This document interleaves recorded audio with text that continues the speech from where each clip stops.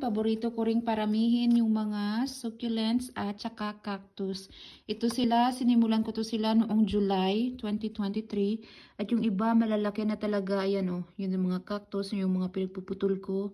Tapos may mga type of aloe din, mga succulent. Andun o sa kabila, malalaki na.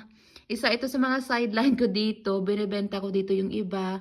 Minsan pinamimigay ko na lang iba kasi mahilig talaga ako magparami kahit hindi nabibenta lahat. Tsaka ito pa yung iba, kailangan ko itong i-separate, tig-isa. Tapos iyan galing lang sa mga dahon ng succulent na nag-stretch out na. So pinagkukuha ko yung dahon at nilagay lang dyan sa lupa. Ayan, medyo malaki na. Ayan, maliliit pa.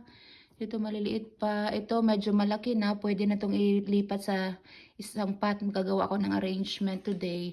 Ayan, gustong gusto ko din yun. Yan yung ang kulay niyan. At saka meron pa doon. Yan lang.